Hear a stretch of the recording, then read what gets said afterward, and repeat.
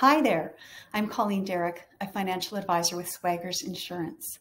Welcome to week number 2 of our January topic, My Story, Your Story.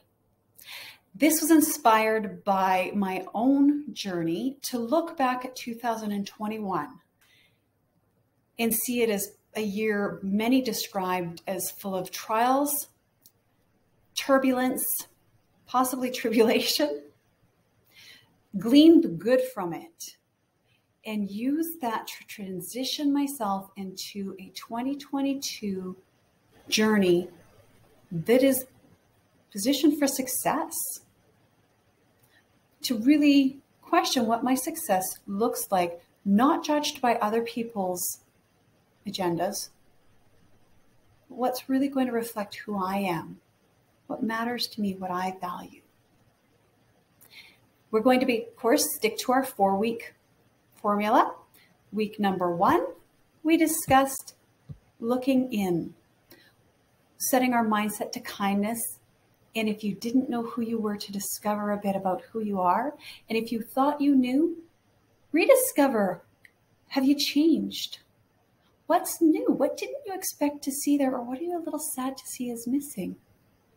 To discover what your values are and what you need, and to make sure you're meeting those needs wisely with love.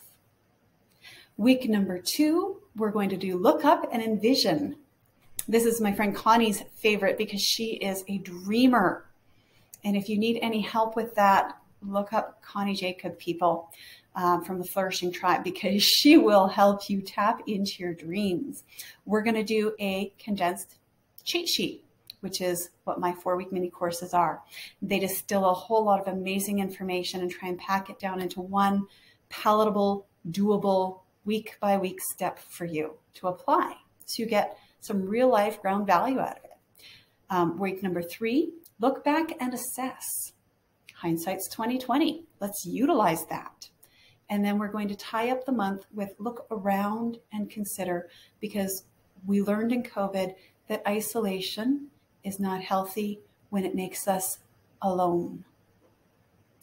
That we can be isolated from one another, but still reach out and find creative ways to connect. And it's important to look around and see who you are connected with. So this week's cheat sheet, nice, simple, point by point. You can do this. And you can do this hopefully within the span of a quick afternoon. Last week was a little more challenging, I suspect. I hope you were brave. I hope you were honest. And I hope you were delighted in who you found yourself to be. And I hope you got excited about what you can do. This week, we want to look up and envision. There is a dynamic difference between our dreams and our goals. Step number 1 is to dream. Pay attention to those. What are your dreams? What are your dreams? Your dreams that reflect who you are at the core of your being of a person. Your values, the things that matter to you. What are your dreams? Once you have that, pick one to be your goal. Now, it's very challenging. In fact, I would say it's impossible to transition unless you know what you're transitioning to. So we need to pick one and focus on one item, because you only have room, time, and energy really for one, maybe 2 things to prioritize. So edit your dreams, highlight one, and then really commit to that. Make it your goal, make it your focus. When we focus with flexibility, it allows us to honor our being of who we are, our values, the commitments we have, the people we're committed to, right? And find balance. If you pick 5 things to focus on, guess what? You're like bouncing around trying to focus on everything and juggling, and I am not a good juggler. Can't do it. I need to know what my focus is. And that's human nature. You need to know what your focus is too. Pick one, 2 max. so that you can focus with flexibility, because that is real, that is healthy, that will bring success. Next is to say, okay, I've dreamt, I focused on my goal, I know what it is. How is your pursuit of this going to affect your needs? How's it going to reflect your values? How can you live out your values in your pursuit of this, not just in achieving it, but in pursuing it?